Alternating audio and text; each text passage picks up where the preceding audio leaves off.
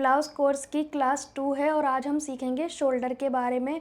किसका शोल्डर कितना माइनस करना है बैक नेक के अकॉर्डिंग। तो मैं बहुत ही आसान तरीका आपको बताने वाली हूँ, क्योंकि बहुत सारे लोग कहते हैं हमें शोल्डर कितना लेना चाहिए, माइनस कब करना है, कितना माइनस करना है, सारी चीज़ें हम जानेंगे। एक चीज़ आप पिछली क्लास में ज़रूर देख लेना रिपीट जाके। मैंने बताया था अगर आपको शोल्डर का मेज़रमेंट लेना नहीं आता है तो मैंने वीडियो के अंत में एक चार्ट दिया था आपको कि भाई चेस्ट के अकॉर्डिंग आपको समझ में आ जाए कि आपका जो शोल्डर है वो इतना हो सकता है। मतलब आप उससे क्रॉस चेक कर सकते हो, मतलब कि अपने आप को देख सकते हो कि सच में हमने सही लिया है या नहीं लिया है। क्योंकि चेस्ट का मेज़रमेंट सबको लेना आता है, शोल्डर का नहीं आता है तो कोई प्रॉब्लम नहीं है। मैंने चार्ट दिया था पिछली वीडियो में, तो वो उसका ना आपको स्क्रीनशॉट लेना है। और आप लोगों ने बहुत प्यार दिया, मैं तो ये भूल ही गई बोलना कि बहुत सारा प्यार दिया, उसके लिए शुक्रिया शुक्रिया शुक्रिया।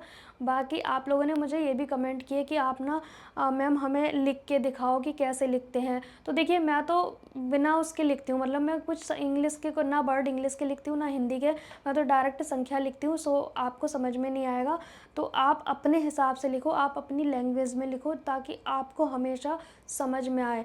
और ज़्यादा समझने के लिए आप उसके साथ सेंटेंस लिख सकते हो, जैसे कि मैंने कल बोला होगा कि आपका चेस्ट है 38, तो आपको ऐसे लिखना है चेस्ट 38 है। इस तरह से भी लिख सकते हो, इंग्लिश में लिखो हिंदी में लिखो, वो आपके हिसाब से लिख सकते हो।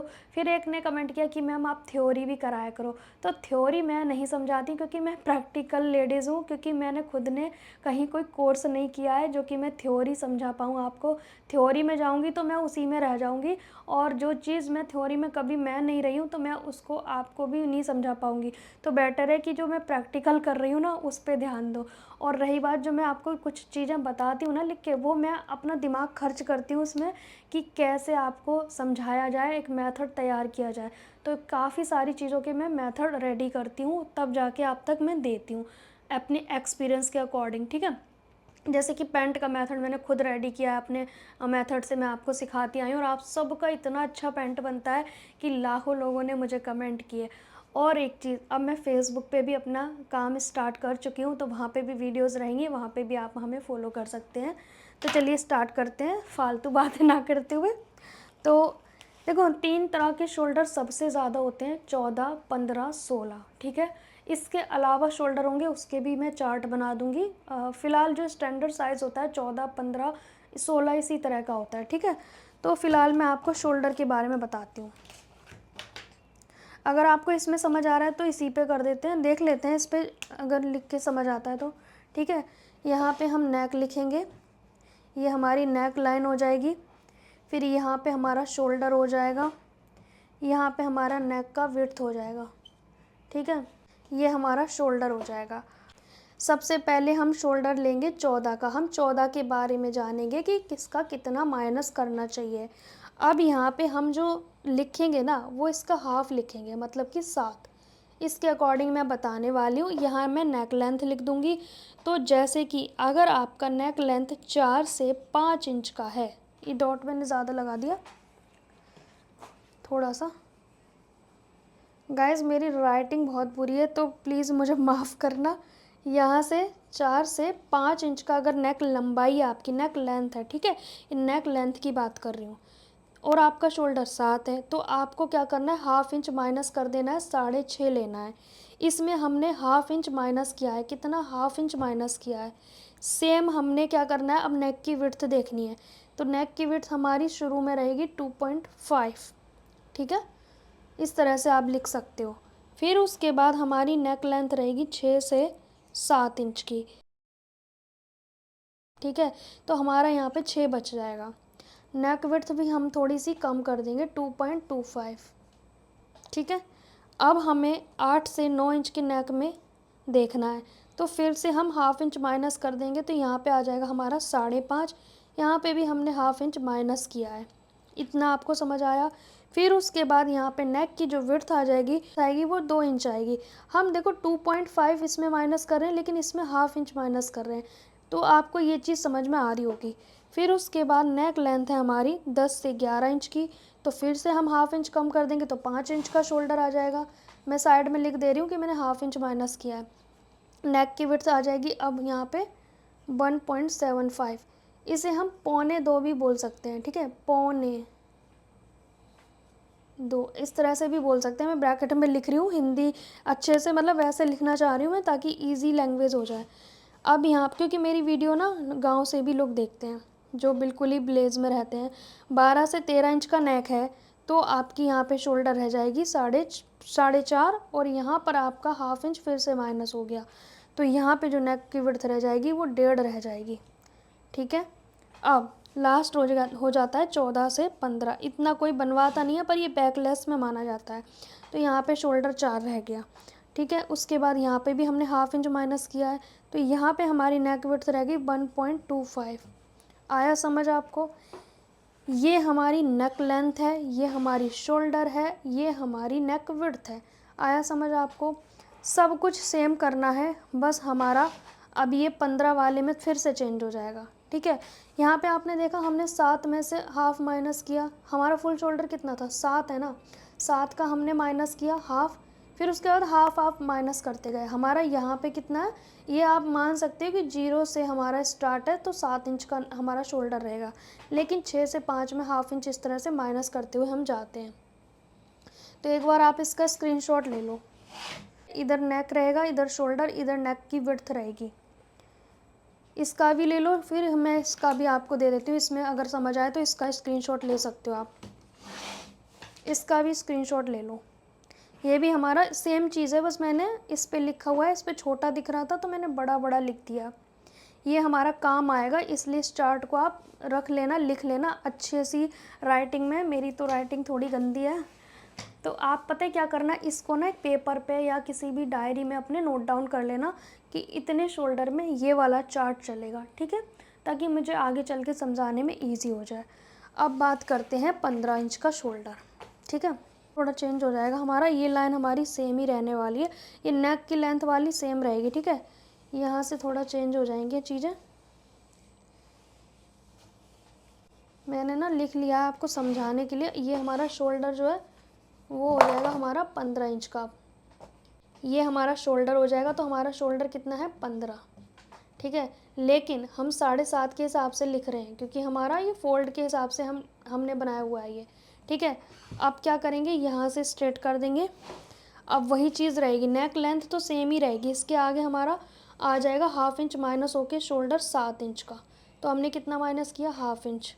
फिर उसके बाद हमारा नेक की विड्थ आ जाएगी इसमें 2.75, मतलब 2.25 आप बोल सकते हैं। ठीक है, फिर उसके बाद हमारा आ जाएगा यहाँ पे 6.5, इसमें फिर से हाफ इंच हमारा शोल्डर माइनस हो गया।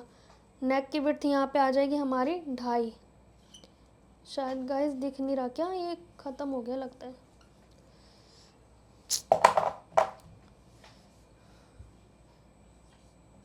दिख रहा है?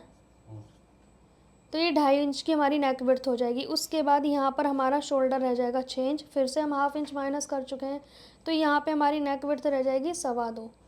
मतलब आप ये देख रहे हो कि यहाँ पे 2.5 माइनस हो रहा है, यहाँ डायरेक्ट हाफ इंच माइनस हो रहा है। फिर 10 से 11 इंच की नेक में हमारी 5.5 हो जाएगी। इसी तरह से ना हाफ इंच माइनस करना है और आपको ये ना अपने पास रखने हैं चार्ट। ठीक है, उसके बाद यहाँ पे 12 से 13 इंच में 5 इंच हमारा रह जाएगा, हाफ इंच हमने फिर से माइनस कर दिया, तो यहाँ पे हमारी नेक लेंथ विड्थ रह जाएगी 1.75। ठीक है, फिर हमारा आ जाएगा 4.5, फिर से हमने हाफ इंच माइनस किया है। ठीक है, ये हमारा हो जाएगा 1.50, मतलब 1.5 इंच। इसका भी स्क्रीनशॉट ले सकते हैं। तो देखो ये नेक लेंथ, ये शोल्डर, ये इतना आपको तैयार लेना है, मतलब कि माइनस करने के बाद है ये सारे शोल्डर जितने भी मैंने लिखे हैं। ठीक है, ये 6 इंच रहेगा गाइस। एक बार मैं फिर से लिख देती हूँ, ख़राब हो गया। सो गाइस ये मेरा मार्कर हो गया ख़त्म, तो आपको यहीं से ऐसे ही देखना पड़ेगा।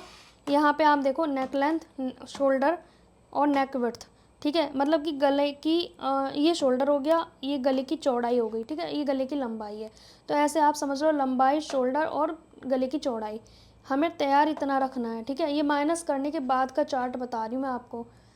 ये इस तरह से स्क्रीनशॉट ले लो। अब मैं इसमें लिख तो नहीं पाऊँगी, मैं आपको डायरी में ही दिखा देती हूँ। ठीक है, क्योंकि ये ना ख़त्म हो गया मार्कर और मुझे पता नहीं था। अब यहाँ देखो, इसका स्क्रीनशॉट ले सकते हो आप पास से। ठीक है, ये हमारा 15 इंच के शोल्डर पे रहेगा, ये नेक, ये शोल्डर और ये नेक विड्थ, ठीक है। उसके बाद 16 इंच का ये रहा, ये हमारा 16 इंच का शोल्डर रहेगा, यहाँ से आप देख सकते हैं, ठीक है। सब कुछ सेम है, स्क्रीनशॉट लेते जाओ आप लोग और अपना लिखते जाना, अपनी अच्छी सी प्यारी सी राइटिंग में लिख लेना। और 14 इंच का मैं फिर से दिखा रही हूँ, ठीक है। अब यहाँ पे कुछ लोगों का क्वेश्चन हो सकता है कि हमारा इन 3 शोल्डर से अलग शोल्डर है, जैसे कि 13, 12, 16, 17 कुछ भी हो सकता है। जैसे मैंने अभी 14, 15 के हिसाब से बताया, 16 के हिसाब से बताया, तो हो सकता है आपका 13 इंच हो, 12 इंच हो, या कुछ भी हो सकता है। तो उसमें हम कितना रखेंगे, क्योंकि क्वेश्चन तो कोई भी कर सकता है इस चीज़ पे। तो एक ये वाला चार्ट है, ये सभी शोल्डर पे जाएगा, जितने भी शोल्डर होंगे। बस आपको अपना नेक लेंथ देखना है और सामने लिखा है माइनस, कितना माइनस करना है। ये हमारे नेक की लेंथ लिखी है, उसके सामने लिखा है माइनस करना, कि किस में कितना माइनस करना है। आपका जो भी फुल शोल्डर होगा उसको आप यहाँ पे लिख लोगे। अगर आपका 7.5 है तो 7.5 के हिसाब से लिख लोगे। फॉर एग्जांपल आपका शोल्डर है 13, तो 6.5 लिखोगे, 6.5 में ½ इंच माइनस करना है इस वाले नेक में। फिर आपने 6.5 जो रहेगा उसमें से 1 इंच माइनस करना है, मतलब उस ये 6.5 मतलब वो वाला रहेगा जो फोल्ड में रहता है शोल्डर हमारा, डबल में, ठीक है। उसमें से आपको ये माइनस करना होगा, ये वाली चीज़ है। मान लो किसी का शोल्डर 7 है तो आपको बनाना है 9 इंच का नेक, ठीक है, 9-10 इंच का, तो आपने सीधे सीधे 1.5 इंच माइनस कर देना है। तो इस तरीके से आप अपने शोल्डर को माइनस कर सकते हैं और आगे हम सीखते जाएंगे। और वैसे वैसे मैं चार्ट के बारे में बताती जाऊंगी, क्योंकि मैं जिस दिन कटिंग करूं, चार्ट भी दिखाऊं, तो सब भरा भरते सी नहीं हो जाएगी, मतलब बहुत ज़्यादा चीज़ें हो जाएंगी। मैं बिगनर के अकॉर्डिंग सिखाना चाहती हूँ आपको।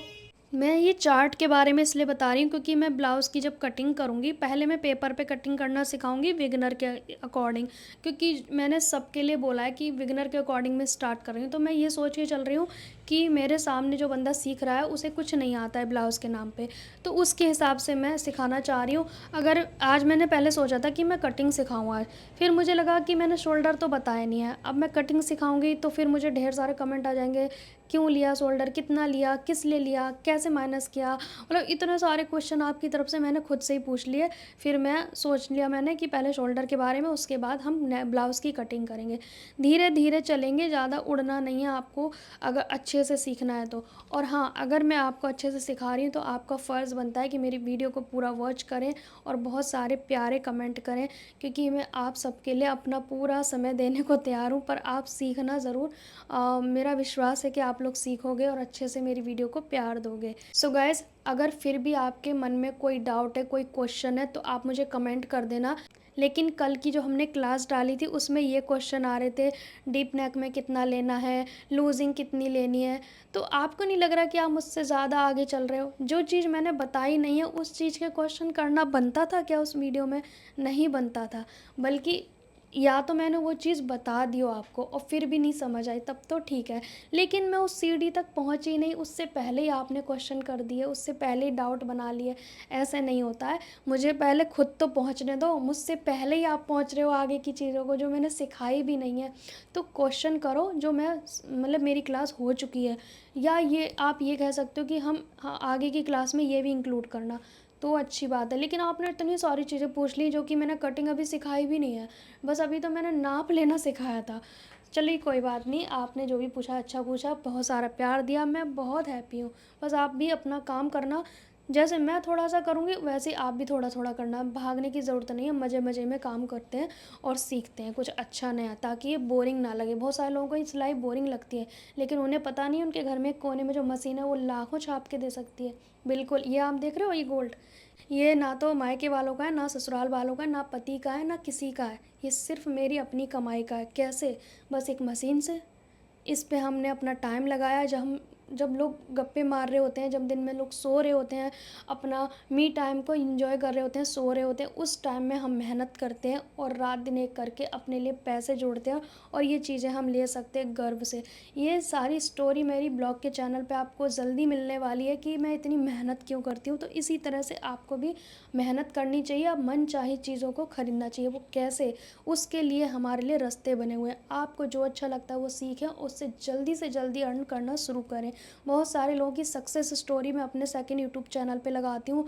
मैं हर रोज़ 1-2 स्टोरी लगा देती हूँ। बस 2-4 दिन से मैंने नहीं लगाई क्योंकि बिज़ी बहुत ज़्यादा हूँ, पर मेरे पास स्टोरी हमेशा रहती हैं। डेली सक्सेस स्टोरी आती हैं। कैसे आती हैं? क्योंकि शायद किसी ने सुन ली है मेरी बात।